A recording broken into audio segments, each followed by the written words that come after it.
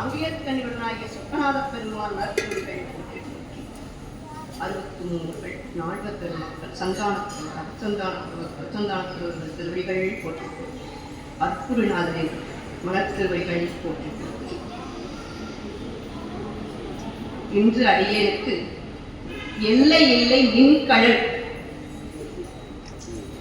இந்த ஒரு சொல்லை கேட்ட மாத்திரத்திலேயே அடியேன் வந்து ரொம்ப மனம் ஒரு கசிவுக்கு வந்தது. பெருமானுடைய கருணையை பற்றி, இந்த மணிவாசக பெருமானை பற்றி, சிவபுராண திருவாசகத்தை பற்றி பேசுவதற்கு இந்த அடியேனுக்கு அருகதை இல்லை, அறிவும் இல்லை. எப்படி இப்படி ஒரு அருமையான சொல்லாடலை ஒரு தலைப்பா தேர்ந்தெடுத்து கொடுத்தாங்களோ தம்பி, அது பெருமானுடைய கருணை. அந்த திருவருளுக்கும் குருவருளுக்கும் நன்றி சொல்லி இங்கு கூடியிருக்கும் அடியார்கள் அனைவருக்கும் மனம் மொழி மெய்களால் வணங்கி பெருமானுடைய கருணையை சொல்ல விளைகிறேன். திருச்சிற்றம்பலம். திருவாசகம் மாணிக்க வாசகரின் ஒவ்வொரு சொல்லும் ஒவ்வொரு எழுத்தும் அத்துணையுமே அது ஒரு ஞானத்தால் வந்த சொல். சிவானுபவம் ஞான நிலையில் பாடியருடைய சிவானந்தத்தை பேரின்பத்தை தரக்கூடிய ஒரு அற்புதமான சிவ ஆனந்தம், பேரின்பம். அதை சொல்லும் போதே மனசுக்கு அவ்வளவு ஒரு இதமாகவும் ஆனந்தமாகவும் இருக்கின்றது. திருவாசகம் என்றாலே நம் மனசுக்கு இருக்கிற ஒரு பாரம் குறைந்தது போல இருக்கும். மாணிக்க வாசக பெருமான் பற்றி பேச நினைக்கும் போதே உடம்பெல்லாம் நடுங்குது. பெருமானுடைய கருணையை பேசவும் மனசு பதைபதைக்கிறது. பெருமான் மாணிக்க வாசகர் பாட தான் கேட்க வேண்டும் என்று ஆசைப்பட்டார். பெருமான் ஆசைப்படுது, அவரும் ஆசைப்பட்டார், இவரும் பாட வேண்டும் என்று ஆசைப்பட்டார். அவர் பாடியது ஞான நிலையில் 51 பதிகம்.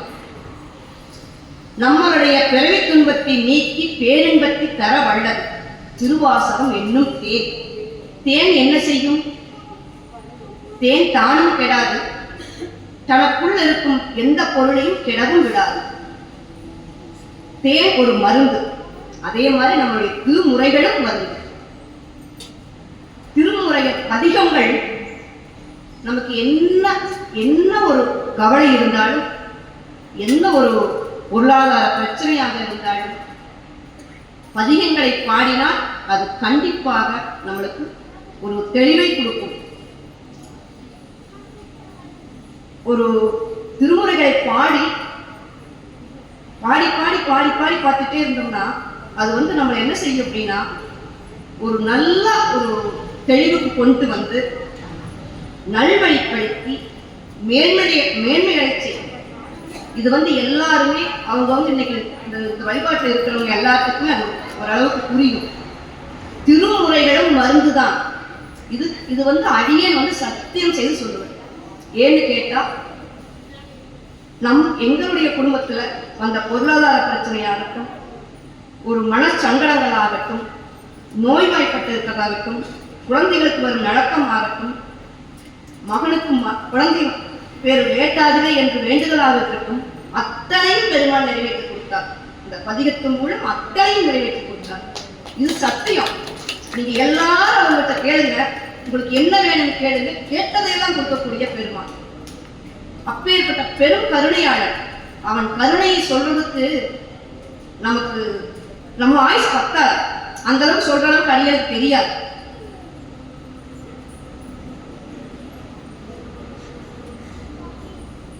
அதாவது திருநாவுக்கரசு பெருமாள் சொல்றது சென்று சென்று தொழுங்குங்கள் அப்படின்னு சொல்லுவார். ஒரு தலையாத்திரை போறோம் அப்படின்னா அந்த கோயிலுக்குள்ள போயிட்டு அந்த தளத்துல என்ன பதியங்கள் பாடி அருளி உள்ளார்களோ அந்த பதியங்களை நம்மளால் முடிந்த அளவுக்கு பாடி வந்தால் கண்டிப்பாக பலன் நிச்சயம். அப்படி பாட முடியாட்டி அஞ்செழுத்து மந்திரத்தை சொன்னாலே நமக்கு ஒரு பெரிய மாற்றம் நிகழும். அதை மனமுகந்து பெருமானுடைய சிரிக்கிற அந்த அஞ்செழுத்து மந்திரத்தை நமச்சிவாய சொன்னாலும் சரி, சிவாயமா சொன்னாலும் சரி, இல்ல நம்ம அருளாளர் பேரை சொன்னாலும் சரி, கோயில் தளத்து பேரை சொன்னாலும் சரி, அத்தனையும் புண்ணியமே. நம்ம பெருமானுடைய பெரும் கருணைய எப்படி நினைவு கூறலாம்னா, நம்ம ஒவ்வொரு நாள் கண்ணாடியில முகத்தை பார்க்கும்போது நம்மளுடைய கண்ணை பார்ப்போம், நம்மளுடைய பார்வை எப்படி இருக்குது, காதை பார்ப்போம், காது எப்படி இருக்குது, எவ்வளவு நம்மளுக்கு கேட்கிற திறனை கொடுத்துருக்காரு, மூக்குல நுகர்க்கூடிய பலனை கொடுத்துருக்காரு, வாய் பேசக்கூடிய திறனை கொடுத்துருக்காரு, கை காலை எல்லாமே நம்மளுக்கு உழைப்பு கொடுத்துருக்காரு. அதுக்கு நன்றி சொன்னாவே நமக்கு ஆயுசு பத்தாது இல்லையா? அதை விட நம்ம போய் உணவு உண்ணும் போது அந்த உணவை பார்க்கும்போது பெருமாளுக்கு நன்றி சொல்லணும் இல்லையா? அந்த உணவு அவர் கொடுத்தது. நம்ம ஒண்ணு கூட நம்மளால எதுவும் பண்ணிக்கவே முடியாது, எல்லாம் அவன் செயல். இன்னைக்கு அடியனுக்கு திரு சதகத்தில் 94வது பாடல் நம்பி எடுத்து கொடுத்திருக்கிறாங்க. அந்த பாடலில் 5வது வரிதான் எல்லையில்லை என் கருணை. பாடலை மட்டும் இப்ப பார்க்கலாம், விளக்கும் ஓரளவுக்கு ஐயா சொல்லிட்டாங்க, பின்னாடி பார்ப்போம். இல்லை நின் கணக்கு அன்பு அது என்கணே, ஏலம் ஏழுன குழலி வங்கனே,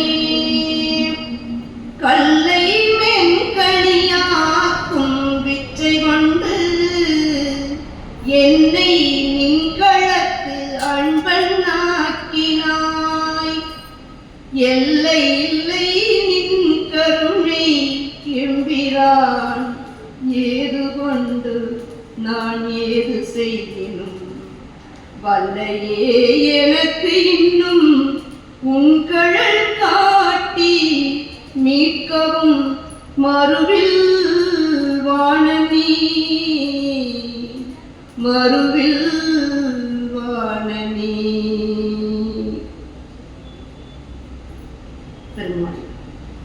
பெருமானுடைய கருணைய நம்ம எத்தனை விதத்தில் உணரலாம்? வந்திப்பாட்டிக்கு அருளையதும் கருணையே, பெருமான் பிறம்படி பட்டதும் கருணையே. மணிவாசக பெருமானின் மேல் வைத்த கருணைதானே அவ்வளவும் பெருமானை செய்ய வைத்தது. அவர் மேல மட்டும் கருணை வைக்கலே, அத்துணை வைத்து மேலையும் கருணை வைத்திருக்கிறார். இப்ப நம்ம மணிவாசக பெருமானின் திருவரலாறு அனைவருக்கும் தெரிந்ததே இருந்தாலும் கொஞ்சம் நினைவு கூறுவதில் தப்பில்லை. ஏனென்றால் அருளாளர்கள் பெயரை சொல்லுவதும் அருளாளர் திருக்கோயில்களை சொல்லுவதுமே நமக்கு மந்திரம்தான், 5 எழுத்து மந்திரம்தான். அதனால் தெரிந்திருந்தால் கொஞ்சம் நினைவுபடுத்திக் கொள்ளுவோம். வாதவூரருடைய ஊர் பார்த்தீங்கன்னா அவருடைய அவதாரத்தை கொஞ்சம், அதாவது வைகை ஆற்றங்கரையில் மதுரை மாநகரில் இருந்து ஒரு 7 மைல் கல் தொலைவில் திரு வாதவூர் என்ற தலம். அங்கு இறைவன் வாதபுரீஸ்வரர் என்னும் திருநாமத்தோடு இருக்கிறார். அந்த கோயிலில் அதாவது திருவாதவூரின் அம்மாவும் அப்பாவும் அவர் ஒரு அந்தணர், சிவனடி தவறாத அந்தணர். சம்புபாத திருதர் அவரின் துணைவியார் சிவஞானவதி. அப்போது தென்னாட்டில் புரட்சமமாகிய புத்த சமயம் மேலோங்கி இருந்தது.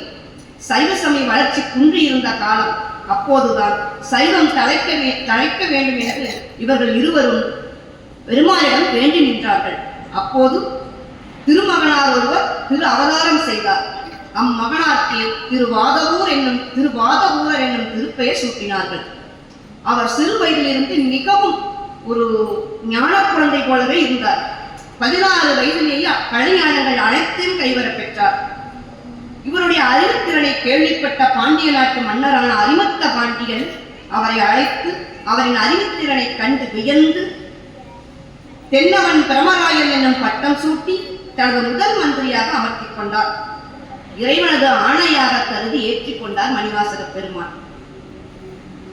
இருந்தாலும் அவருக்கு அந்த பதவி மகிழ்ச்சி அளிக்கவில்லை.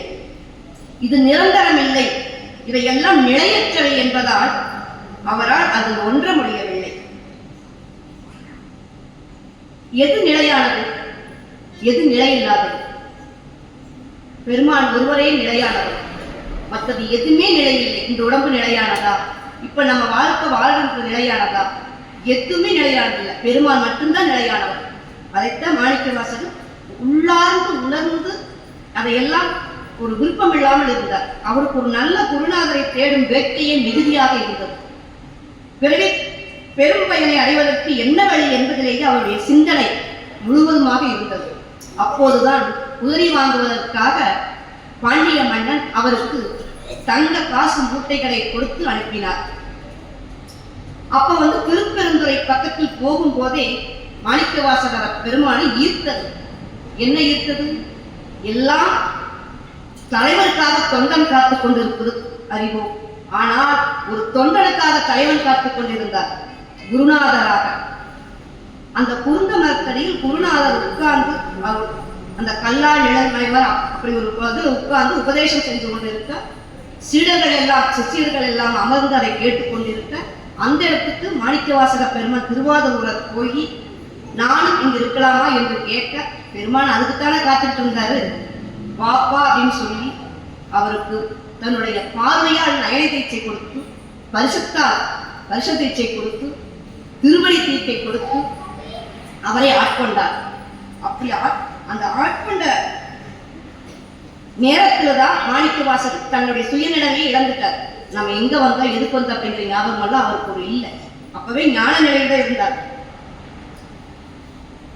அவருக்கு அந்த பெருமான் திருக்கண் நோக்கம் அந்த தீட்சை கொடுத்தது, அந்த வெறும் கருணை எண்ணி வியந்து வியந்து, கருணை குறித்து வியந்து வியந்து விழுந்து விழுந்து பலமுறை வணங்கி நான் என்ன செய்யட்டும் என்று கேட்கிறார். ஞானாசிரியர் திருவருள் நோக்கால் ஞானத்தின் திருவுருவாக வாதவூரர் மாறினார். தமது குருநாதரின் திருவள்ளிகளை தம்மை ஆட்கொண்ட கருணையை குறித்து சொல் மாலைகள் பலவும் சுட்டினார். அந்த சொல் மாலையில் இருந்த ஒரு இனிமையும் கேட்போர் மனத்தை உருக்கும் விதமாகவும் அருள் விளக்கத்தோடும் இருந்த காரணத்தால் மாணிக்கவாசகன் தீட்சா நாமமாக உனக்கு மாணிக்கவாசகன் என்று பெயர் சூட்டினேன் சுட்டினார். அவருக்கு மாணிக்கவாசகர் பெயர் வழங்கிற்று. திருவாதவூரருடன் மாணிக்கவாசகர் என்ற பெயரும் அவருக்கு வழங்கிற்று. இதே போலத்தான் திருநாவுக்கரசு பெருமானுக்கும் பெருமான் பெயர் சூட்டினார். அவருக்கு முதலில் அவங்க அம்மா அப்பா வைத்த பெயர் மருள் நீக்கியார். அதுக்கு பிற்பாடு சமண சமயத்துக்கு போன போது அவருக்கு தர்மசேனன் பெயர் வந்தது. பெருமான் சூட்டிய பெயர் திருநாவுக்கரசர். பாண்டிய மன்னன் கேள்விப்பட்டு மிக கோபமாக மாணிக்கவாசகரை அழைத்து வர செய்து சிறையில் அடைத்து சித்திரவதை பண்ணிடுது. அதுக்கு பிற்பாடு பெருமான் ஆவணி மூலத்துல குதிரை வரும்னு சொன்னது. இந்த குதிரை நரியாக பிற்பாடுதான் மாணிக்கவாசகர் ரொம்ப துன்புறுத்த ஆரம்பிச்சார் மன்னன்.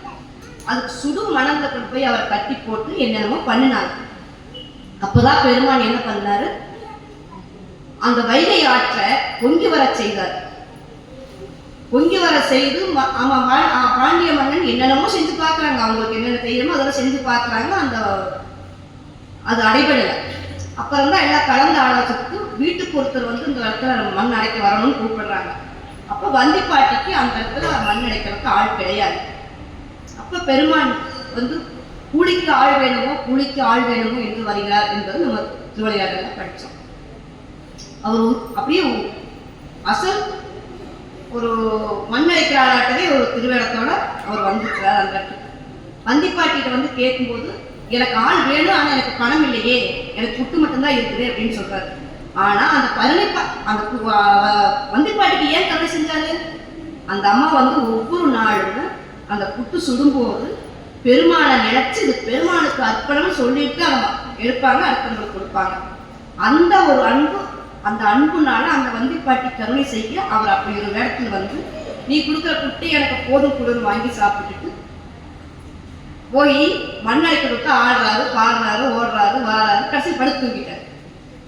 இது மன்னருக்கு தெரியும் போது எல்லாரும் சொல்றாங்க, மன்னருக்கு இப்படி ஒரு கோபம் வருது. அப்ப அந்த கோபத்துல பெரம்பல் அடிக்கிறார். பெரம்புல அடிக்கும் போது அந்த வலி எல்லாரும் தாங்க முடியாம கத்துறாங்க. ஏன்னா அவ்வளவு வலிக்கு பெருமாள் பிரம்படிப்பட்டது அப்படிங்கிறது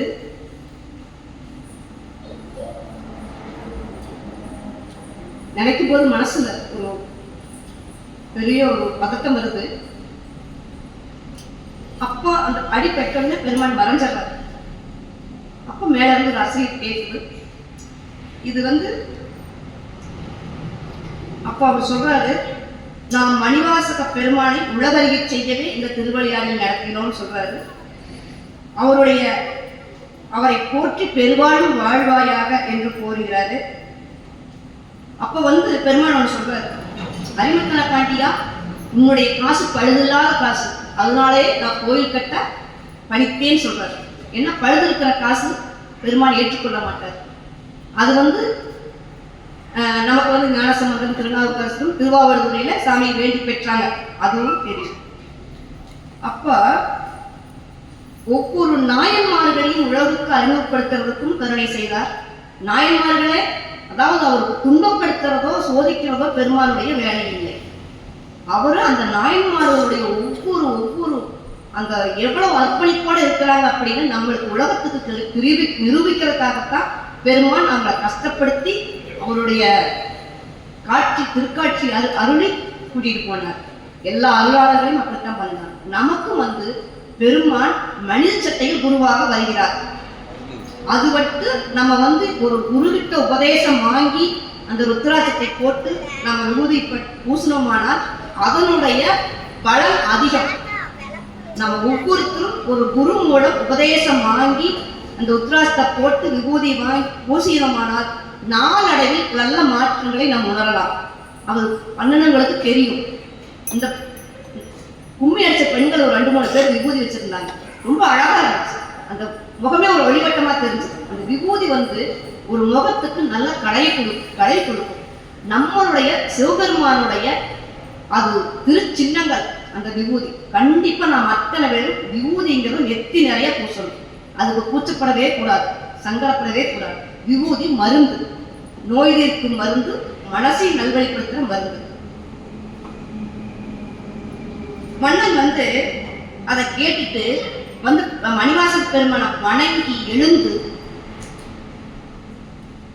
நீங்களே இந்த பாண்டிய நாட்டை முழுசா நீங்களே எல்லாம் பார்த்துக்குங்கன்னு வேண்டி கேட்கிறாரு. எழுந்து வணங்கி கேட்கிறாரு. அப்ப மன்னன் சொன்னதையெல்லாம் மறுத்து விட்டு மீண்டும் தன் குருநாதராக வந்த இறைவனை அடிவர் கூட்டத்தோடு சென்று மகிழ்ந்து அங்க போய் இருந்துட்டார். அப்ப ஞான தேசிகனாக வந்த பெருமான் தாம் கைலைக்கு செல்ல வேண்டியதை சீடர்களிடம் சொல்கிறார். பெரிய மனமில்லாத சீடர்கள் அழுகிறார்கள். அப்ப பெருமான் அவருக்கு சொல்றாரு, இந்த குருந்த மரத்தினுடைய கீழே ஒரு தெய்வ பீடம் அமைத்து அதில் நம்முடைய திருப்பாதங்களை எடுத்து வழிபாடு செய்வாங்க. இந்த குளத்துல ஒரு நாளைக்கு அருட்சோதி ஒண்ணு வரும், தீப்பிழம்பு மாதிரி வரும், அதுல நீங்க உள்ள இறங்குங்க அப்படின்னு சொல்லிட்டு போயிடுறாரு. ஆனா வாதவூரர் மட்டும், மாணிக்க வாசகர் மட்டும் பெருமாளுடைய பின்னாடியே போறாரு. கொஞ்ச நேரத்துல அவர் பெருமாள் சொல்றாரு, நில்லு, நீ அங்கேயே போ. அங்க போய் இருந்து உத்தரகோச மங்காவரம் போய் அட்டமா சக்திகள் கைவர பெற்று நீ பல தலங்களை வழிபட்டு பதியங்களை பாடி தில்லைக்கு வா அப்படின்னு சொல்றாரு. சொல்லிட்டு போயிட்டார். இவரு எப்பவுமே கொன்றை மரத்தின் அடியில் அந்த ஞான நிலையில இருப்பார். ஒரு நாள் அந்த குளத்துல அந்த ஜோதி பிழம்பு தோன்றுது. அப்ப அடியார்கள் அனைவரும் 5 எழுத்தை ஓதிய வண்ணம் அதில் மூழ்கினார்கள். பெருமான் அம்மையப்பராக இடப வாகனத்தில் எழுந்தருளி அருட்காட்சி அருளினார். அடியார்கள் அனைவரும் சிவகணங்கள் ஆகினர். இவ்வேளையில் கொன்றவர நிலையில் சிவயோகத்தில் அமர்ந்திருந்த மாணிக்க வாசக பெருமான் பார்க்கிறாரு, எழுந்து ஒடியாரா, எல்லாம் முடிஞ்சிருச்சு. அப்ப அந்த தெய்வ பேட்டுல பெருமானுடைய பாதத்தை பிடிச்சுக்கிட்டு கதறி அழுகிறாரு, அழுகிறாரு, புலம்புறாரு, பதிகம் பாடுறாரு. அப்புறம் ஓரளவுக்கு மனசை ஆட்சிப்படுத்தி ஒரு நிலைக்கு நம்மளுடைய பெருமான் நம்மளை உத்தரகோச மங்காபுரம் போக சொல்லி படித்தாரே அப்படின்னு சொல்லிட்டு அந்த உத்தரகோச மங்காபுரம் கிளம்பிட்டார். அங்க திருவாச மங்காவரம் மாணிக்கவாசக பெருமான் போன உடனே அவருக்கு அந்த குருந்த அமர்ந்த குளத்தை காமிக்கிறார். அதுவும் கருணைதான். அத்திருக்குளத்தை கண்டு மகிழ்ந்த அடிகள் அங்க அட்டமாசக்திகள் கைவரப் பெற்று பின்னர் பாண்டிய நாட்டை கடந்து சோழ நாடு, திருவிடைமருதூர், திருவாரூர், சீர்காழி, நடுநாடு, திருமுதுகுன்றம், திரு வெண்ணெய் நல்லூரை கடந்து திரு அண்ணாமலையிடம் வந்து சேர்கிறார். அண்ணாமலையிலும் அதே குளத்தை பெருமான் அவருக்கு காட்சியாக அருளுகிறார். அங்கு ஒரு சில நாள் தங்கி இருந்து 2 பதியங்கள் பாடியிருக்கிறார். அதான் இன்னைக்கு மார்கழியில் நம்ம பாடுற திருவெம்பாவையும் திரு அம்மானையும் பாடி நமக்கு அருள் பாடித்திருக்கிறார். அங்க கொஞ்ச நாள் தங்கி இருந்துட்டு தில்லைக்கு போகிறார். தில்லைக்கு போய் அந்த தில்லையை பார்த்த உடனே அவரு சிவலோகமா காட்சி கொடுத்து அவர் அனுபவித்து சொல்றார். அவங்க தில்லைக்கு போயிட்டு கொஞ்சம் அங்கிருந்து வந்து பார்த்தீங்கன்னா புள்ளீச்சரம், திரு நாகேஸ்வரம் எல்லாம் போய் தரிசனம் பண்ணிட்டு, ஆனா தில்லைக்கு வந்தப்ப அவரு திரு வீதிகளை கிடந்து கிழக்கு திருவாயில் வழியாக திரு கோவிலுக்குள் சென்று சிவகங்கையை நீராடி வளமாக சிற்சபையில் எழுந்தருளி ஆனந்த நடராச பெருமானை ஆறா அன்பினால் கண்டு கண்ணீர் வர உள்ளம் நெகிழ்ந்து காட்சியருளி இறைவனை கண்டு தரிசித்து பேரானந்தம் அடைந்து ஆனந்த கண்ணீர் பெருக கண்டப்பத்து என்னும் பதிகம் பாடி வழிபட்டார். அதில் கண்டப்பத்து 31வது பதிகம் 3வது பாடல்ல அறியா பருவத்திலே அகம் புகுந்தான் என்கிறார். உருத்தெரியா காலத்தே உள்புகுந்து என் உளம் பண்ணி கருத்திருத்தி ஊன்புக்கு கருணையினால் ஆண்டு கொண்ட திருத்திருத்தின் மேயானை புத்திக்கும் சிவபதத்தை அருத்தியினால் நாயடியேன் அணிதில்லை கண்டேனேங்கிற. நம் பிறவிக்கு வராத முதல், அதாவது அனாதி கேவல நிலை இந்த சைவ சித்தாந்தத்தில் காணலாம். தகப்பனிடம் இருந்து கொடுக்கும், தாயின் கருவில் இருந்து கொடுக்கும், தன் கருத்தில் வைத்து தன்னை வைத்து தன் பருவுடல் பெற்ற பின்னும் அதனுள்ளும் நிலை பெற்று பெரும் கருணையாலும் பேரழினாலும் என்னை அடிமையாக கொண்டவனும் திருத்துருத்தி என்னும் பதியில் எழுந்தள்ளி உள்ளவனும் அப்படின்னு சொல்லி பாடுறாரு. அதுல போற்றி திரு அகவல்ல இந்த பெருமானுடைய பெரும் கருணையை 11 முதல் 25வது வரி வரை ஆற்றோம் என்றால் அது எல்லாத்துக்குமே புரியும். யானை முதலா எறும்பு ஈராய் ஊனமிழ் ஓழியின் உள்விளை பிழைத்தும் மானுட பிறப்பினுள் மாதா உதரத்து ஈனமிழ் திரும்பி செருவினில் பிழைத்தும் ஒருமதி தாஞ்சியின் இருமையில் பிழைத்தும் இருமதி விளைவின் ஒருமையில் பிழைத்தும் மும்மதி தன்னுள் அம்மதம் பிழைத்தும் ஈருரு திங்களில் பேறுகள் பிழைத்தும் 5 திங்களில் முஞ்சுதல் பிழைத்தும் 6 திங்களில் ஊழலர் பிழைத்தும் 7 திங்களில் தாழ்வுவி பிழைத்தும் 8 திங்களில் கட்டமும் பிழைத்தும் 9 வரும் துன்பமும் பிழைத்தும் தக்க தசமி தாயுடு தான் வரும் துக்க சாகர துயரை பிழைத்தும் ஒவ்வொரு ஒவ்வொரு ஒவ்வொரு ஒவ்வொரு நிமிஷம் நமக்காக கருவுக்குள்ளேயே வந்து உழைந்து அந்த இருட்டறையில் பெருமான் நமக்காக கருணை செஞ்சுட்டு இருக்கிறார். தாயும் குழந்தையும் தான் அந்த பிரசவத்த நேரத்தில் கஷ்டப்படுறாங்கன்னா பெருமானும் அதோட கஷ்டப்பட்டு தான் இருக்கிறார். நமக்காக அவரும் கஷ்டப்படுறாரு. பெரிய கருணை. திருநாவுக்கரசரும் 4ஆம் திருமுறையில 94வது பதிகத்தில் பதிகம் முழுவதும் எப்படி பிறவி வேண்டாம், பிறவி இருந்தால் எப்படி வேணும் அப்படின்னு பதிகம் முழுக்க பாடியிருக்கிறார். அதில் 5வது பாடலையும் 6வது பாடலையும் நம சிவாய நம சிவாய நம சிவாய நம என்று சொல்லுவார். அந்த சிவாய நம அப்படிங்கிறது வந்து திருஞான சம்பந்தர் பதிகத்தில் ஒரு இடத்துல வரும், திரு நம்பியார் பதிகத்திலையும் ஒரு இடத்துல சிவாய நமன்னு வரும் இல்லையா? அப்படிதான் நினைக்கிறேன். ஏன்னா அது சிவாய நமங்கிறது 5 எழுத்து மந்திரம். அது அதிகமாக நம்மளுடைய இதில் இருக்காது. ஆனால் திருவாசகத்துல கருணை என்ற சொல் வந்து 51 இடத்துல இருக்குது. 51 பதிகம் 51 இடத்துல இருக்குது. 27 பதிகத்துல இந்த கருணை அப்படிங்கிற ஒரு சொல்ல அவ்வளவு வச்சிருக்காரு. அதே மாதிரி நாய் நாய் நாய்ங்கிற சொல்லு 64 இடத்துல இருக்கு. பெருமான் மாணிக்க வாசக பெருமான் நம்ம தன்னை நாய் நாய்ன்னு சொல்லுவோம். ஒவ்வொரு இடத்துலையும் எப்படி சொல்லுவார். அந்த நாய், அதாவது நாய்க்குமே, அதாவது கட்டுண்ட காலம் தவிர அது மட்டும் இல்லை, கேவல நிலை பிறவிக்கு வராதவங்களும் நாய்க்கும் அதே கருணை தான். நமக்கு, அதாவது நம்மளிடம் என்ன மற்றவங்களுக்கு வித்தியாசம் பார்ப்போம். பெருமான் யாருக்கு எந்த வித்தியாசமும் பார்க்க மாட்டார். அவர் எல்லாத்துக்கும் ஒரே மாதிரிதான் கருணை செய்வார்.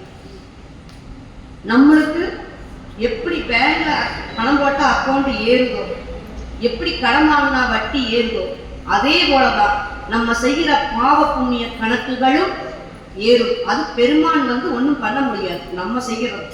ஆனா பெருமானுக்கு தொண்டு செய்ய நம்மளுடைய மனம் பக்குவப்படும், நம்மளும் பக்குவப்படும். அப்ப அந்த வினைகள் இருந்து குருநாதர் வந்து நம்மளுடைய வினைகள் தீர்த்து கொடுக்கும் பிற்பாடு இறைவன் வழிபட நம்மளுடைய வினைகள் போயிட்டே இருக்கும். அப்புறம் நம்மளுடைய பெருமான் திருவடிக்கு போகும். உங்களோட திருவடி வேணும் வேணும் வேணும்னு அவருக்கு மன்றாடணும். இந்த உலக வாழ்க்கை எங்களுக்கு வேண்டாம், இந்த பந்த பாசம் எங்களுக்கு வேண்டாம் அப்படின்னு அவருக்கு மன்றாடணும். இந்த வாழ்க்கை போலியானது, ஒண்ணுமே இல்லாத ஒரு வாழ்க்கையை தான் நம்ம வாழ்ந்துகிட்டு இருக்கிறோம். நமக்கு பெருமான் திருவடி தான் பேரின்பம். அதை புரிஞ்சுட்டோம்னா அதை தவிர வேற எதையும் நம்ம நினைக்க மாட்டோம். நாய் எதுக்கு சொல்றாரு அப்படின்னு சொன்னா, நாய் என்ன பண்ணும், இழிந்த நிலையில இருக்கிறவங்க போய் எங்க கிடந்தாலும் அது சாப்பிடும், எங்க வேணாலும் படுத்துக்கும், எப்படி கேவலமான நிலையில் படுத்துக்கும். தான் சாப்பிட்றத தானே வாழ்ந்து பண்ண திருப்பி அதையே சாப்பிடும். எலும்பு கடிக்கும், அந்த எலும்புலேருந்து ரத்தம் வருது. ஆனா அது வந்து எலும்புலேருந்து வராது, அது போய் வாயை குத்தி அதனுடைய வாயிலிருந்து ரத்தம் வருது. ஆனா அந்த நாய் என்ன நினைக்குது, இந்த எலும்புலேருந்து அவ்வளவு சுவையா இருக்குது, இந்த எலும்பு அவ்வளவு சுவையா இருக்குதுன்னு அது திருப்பி திருப்பி கடிக்கும். அதுக்கு தன்னுடைய வாயிலிருந்து வந்து ரத்தம் வருது அப்படின்றது தெரியாது. வீட்டுக்குள்ளேயும் போல பார்த்து வெளியில் வராது, வாயுக்குள்ளேயே காத்திருக்கு கிடக்கும். ஆனா நன்றியுள்ள சீவன் அது வந்து தன்னுடைய தலைவன் வந்து அடிச்சாலும் வாங்கிக்கும், திட்டினாலும் வாங்கிக்கும், அவனை விட்டு போகாது. அப்படி ஒரு நன்றியோட செய்யும். ஆனா நம்ம எப்படி இருக்கோம், துன்பம் வந்தா பெருமான திட்டுறோம், இன்பம் வந்தா பெருமான மறந்துடும். அதுக்கு அந்த நாய் கூட எப்படி சொல்றாரு, அவ்வாறே ஆன்மாவும் அடியார் பொருட்கள் இருக்கும் போது மட்டும் சிவசிந்தனையோட இருக்கும். உலகியலுக்குள்ள மற்றபடி போகும்போது சிவசிந்தனை நம்ம விட்டு போகும். மற்ற உலகியலை பத்தி பேச ஆரம்பிச்சோடனே அந்த சிவசிந்தனை குறையுது. அப்ப வந்து தன் நுகர்ந்த போகங்களையே திருப்பி திருப்பி நுகர்ந்துட்டே இருக்கிறோம். அதுதான் நாயுடைய செயல். அதைத்தான் நம்மளும் செய்கிறோம் அப்படின்னு அவர் மாணிக்க வாசக பெருமான் சொல்றாரு. எதை பார்த்தாலும் ஆசைப்படுறது, அது மேல அன்பு வைக்கிறது, ஆசைப்பட்டது கிடைக்கலையே துன்பப்படுறது, அன்பு வச்ச அந்த அன்பு திரும்ப கிடைக்கலையே துன்பப்படுறது, இது எல்லாமே வந்து மனிதனுடைய குணம். ஆனா நாயினால் நன்றியோடு இருக்கும், நம்ம பெருமான நன்றியோடு நினைக்கிறது இல்லையே. அப்படி இருந்தாலும் நீ வந்து அன்பு காட்டி என்னை ஆட்கொண்டுகிட்டியே, நான் அப்படி அன்பு இல்லாதவனா இருந்தா கூட நீ என்னை வந்து விரும்பி ஏத்துக்கிட்டியே சாமி அப்படின்னு ஆனந்தப்படுறாரு. அது பெருமானுடைய கருணை. இந்த கருணை எப்படின்னா, ஒரு குழந்தை வந்து தாய்க்கு என்ன துன்பம் கொடுத்தாலும் அந்த குழந்தை தாய் வெறுக்க முடியாது, வெறுக்க மாட்டாங்க. அப்பவும் அவங்க என்ன குடும்ப வரனாலோ என்ன டார்ச்சர் கொடுத்தாலும் அந்த குழந்தை பார்த்தோன்னே தாய் வாரி அணைச்சிக்குவாங்க. அது போலதான் பெருமான் நம்மளை வாரி அணைச்சுக்கிறாரு. இப்ப வந்து அந்த திருநாவுக்கரசு பாட்டுல அவர் சொல்றாரு இல்லையா, கருவாய் கிடந்து உன் கழலே நினையும் கருத்துடையே உருவாய் தெரிந்து உன் நாமம் பயின்றே உணர்வருளால் திருவாய் பொழிய சிவாய நம என்று நீரணிந்தேன் தருவாய் சிவகதி நீ பாரிரி புளியூரன்னே.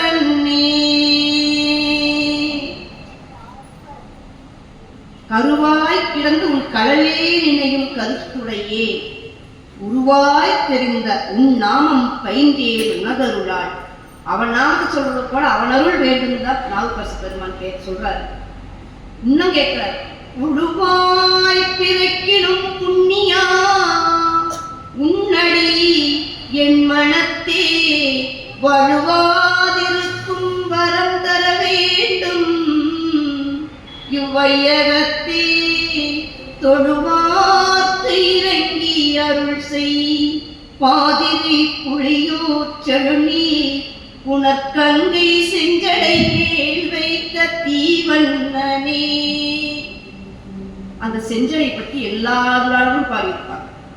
அந்த செஞ்சடைக்கு பகீர்வன் ஒரு முனிவர் வந்து சிவபெருமான் கிட்ட தேவலோகத்துல இருந்த இந்திரலோகத்துல இருந்த அந்த கங்கைய நம்ம பூலோகத்துக்கு வேணும்னு கேட்டிருக்கிறார். நம்ம பெருமான் தான் கருணை உள்ளவராச்சே, கொடுத்துட்டாரு. அது பெரும் சீற்றத்தோட கிளம்பி வரத பார்த்துட்டு அரண்டு பயந்து பெருமானையே காப்பாத்துங்கிறார். அப்பதான் பெருமான் அதை தூக்கி தன் சடையில வச்சிருக்காரு. அதுவும் கருணை, பெருங்கருணை. இப்ப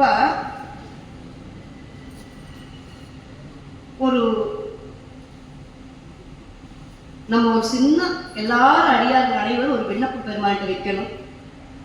நம்மளுடைய சைவம் தலைக்கணும். நம்மளுடைய கோயில்கள் எங்கெங்க பாலடைஞ்சு கிடக்குதோ அந்த கோயிலை திருப்பி நல்ல நிலைமைக்கு வரணும். தீபம் இல்லாத கோயில் இல்லா தீபம் எரியணும். இன்னைக்கு வந்து ஒரு பக்கம் பார்த்தா சைவம் நல்லா வருது அப்படின்னு சந்தோஷப்படுறோம். ஒரு பக்கம் பார்த்தா நிறைய பக்கம் கோயில் வந்து ரொம்ப மோசமான நிலைமைக்கு போயிட்டே இருக்குது. நம்மளுடைய கோயில் பராமரிக்கப்படணும் அப்படிங்கிற எண்ணத்தை வந்து நம்ம பெருமானிடத்தை விண்ணப்பிக்கணும். நம்மளுடைய சைவம் தழைக்கணும். நம்மளுடைய எல்லா கோயில்களும் பழையபடி மன்னர்கள் எப்படி வச்சிருந்தாங்களோ அதே மாதிரி இருக்கணும். அப்போலாம் எத்தனை ஓதுவார்கள் பாடியிருப்பாங்க, எத்தனை கோயில பணியாற்றி இருந்திருப்பாங்க. அந்த நிலைமை திருப்பி வர வேணும்னு சொல்லி நம்ம பெருமாள்கிட்ட விண்ணப்ப வைக்கலாம். ஏன்னா ஒரு காலத்துல நம்மளுடைய தேவர்களுக்கெல்லாம் துன்பம் கொடுத்த மகிஷார் பத்மாசுரனை எல்லாம் வந்து முருகன் அவதாரம் எடுக்க வச்சுதான் நம்மளுக்கு அந்த ஒரு கந்தசஷ்டியில சூரசம்கார விழாவில் அதாவது அழிக்கல, அவன் ஆணவத்தை அழிச்சு சேவலாக மயிலாக எடுத்துக்கிட்டாரு. அந்த மாதிரி பெருமானத்தை விண்ணப்பம் வச்சா கண்டிப்பா நம்மளுக்கு நிறைவேறும். நம்ம அனைவருமே எல்லாருமே எங்க போனாலும் பெருமான் கிட்ட நம்ம சைவம் தழைக்கணும், கோயில் சிறப்பா இருக்கணுங்கிற வேண்டுதல் எல்லாரும் வைக்கணும். அது உங்கள்கிட்ட வந்து நான் எல்லாத்துக்கும் மன்றாடி பணிவா கேட்டுக்கிறேன். சிவசிவா பெருமானே, இப்ப வந்து இல்லை நின்கிழக்கு அன்பு அது என் கணம். அதாவது குற்றமே இல்லாத சிவலோகனே இறைவன் இயல்பாகவே பாசங்களிலிருந்து நீங்கியவன். அதனால் ஆணவமலமாகிய குற்றம் இல்லாதவன். குற்றமில்லா நுண்ணிய ஞான பரவெளியில் உள்ளவனே அப்படின்னு சொல்றாரு. ஏழ நற்குழலி பங்கனே. அது வந்து காஞ்சிபுரத்து அம்மனை சொல்றாங்க. அது மயிர்ச்சார்ந்து அணிந்து அழகிய கூந்தலை உடைய ஏழவார் குழலி அம்மனே. அதாவது திருவிளையாடல்ல இயற்கையாவே நம்மளுடைய அம்மனுக்கு கூந்தலின் நறுமணம் உண்டு அப்படின்னு சொல்லி ஒரு திருவிளையாடல் புராணத்தில் கேட்கிறோம். அப்புறம் அந்த பெருமான ஒரு அம்மை ஒரு கூட்டுல வைத்தவனே எங்கள் பெருமானே, கல்லை மென்கனியாக்கும் விச்சை கொண்டு, அதாவது என் மன கல் போன்றது. எனக்கு வந்து உன் மேல அன்பெல்லாம் இல்லை. நீ எப்படி என்னை கனியா ஒரு வித்து தெரிஞ்சு வச்சிருக்க? என்ன பண்ணின? கல்லை கொட்டி கொட்டி மண்ணாக்கினாயா? அந்த மண்ணை குளிர வைத்தாயோ? அந்த குளிர்ந்த மண்ணில விதை போட்டாயோ? அந்த விதை முளைத்து மரமானதோ? அந்த மரம் வந்து பூ பூத்து பிஞ்சு வந்து காயாகி கனியாகி பழம் கொடுத்த மாதிரி என்னை கொண்டு வந்துட்டியா நீ அப்படின்னு கேட்கிறாரு. அப்படி பண்ணலையா? நீ எல்லாத்துலயும் வல்லவனாச்சே, ஆனா என்னுடைய இந்த கல் போன்ற மனசையும் நீ எப்படி இப்படி கனி வச்ச அப்படின்னு கேட்கிறாரு. ஆனா அதுக்கு அது இன்னொன்னு கேட்கிறாரு, கனியாக்குற பயிற்சி பெற்றாயோ? இறைவன் ஒரு வரம்பில் ஆற்றலுடையவன். எந்த ஒரு அரிய செயலை செய்யவும் கற்றுக்கொள்ளவோ பயிற்சி செய்யவோ தேவையில்லாதவன். ஆனா அடியார்களுக்காக எவ்வளவு வேணாலும் இறங்கி வருவார். என்னை நின்களுக்கு அன்பனாக்கினார், என்னை அன்பனாக்கி கொண்டார். எல்லை இல்லை நின் கருணை. என்னோட கல்லான மனசையே நீ கனிவோட கரைச்சிட்டியே. அப்ப உன்னுடைய இந்த கருணைக்கு எல்லை ஏது? நான் என்ன செயலை செஞ்சாலும் அதை ஏற்றுக்கிறேன். உன் பேரர்களுக்கு எல்லையே இல்லை. இத்தனையெல்லாம் பண்ணிட்டேன், நான் எதை பண்ணாலும் நீ ஏற்றுக்கிட்டியே. அப்புறம் ஏன் உன் கலரை காட்டி என்னை மீட்கல அப்படின்னு கேட்கிறார். மீண்டும் உன் திருவடி காட்சி நல்கி இவ்வுலக வாழ்விலிருந்து என்னை மீட்கக்கூடிய ஆற்றல் உடையவன் நீதானே. ஏன் என்னுடைய திருவடி என்னை காட்டி என்னை இந்த உலகத்திலிருந்து, இந்த பொய்யான உலகத்திலிருந்து என்னை ஏன் உன்னை மீட்காம இருக்கிற அப்படின்னு கேட்கிறாரு. பெருமான் பெரும் கருணையாளனாச்சே.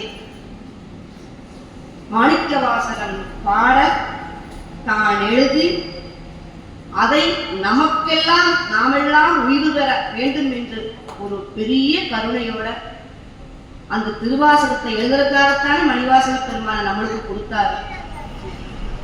அந்த பெரும் கருணைய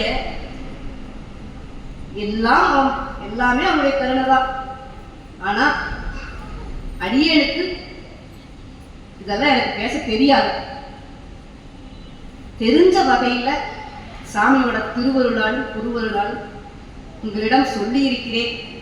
அது உங்கள் மனசுக்குள் போயிருந்தால் திருவருள் தான்.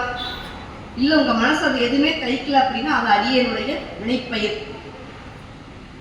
சிவாய நம. திருச்சிற்றம்பலம். தென்னாடுடைய சிவனே போற்றி, எந்நாட்டவர்க்கும் இறைவா போற்றி.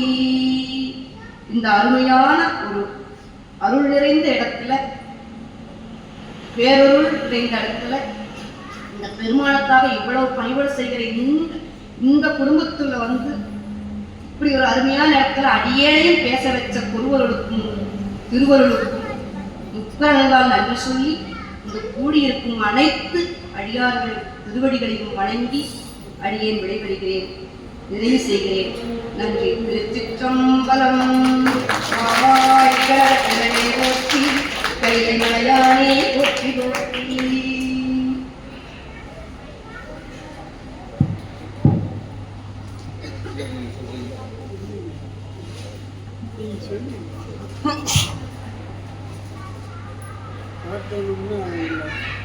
எண்கில்லாரு பெரிய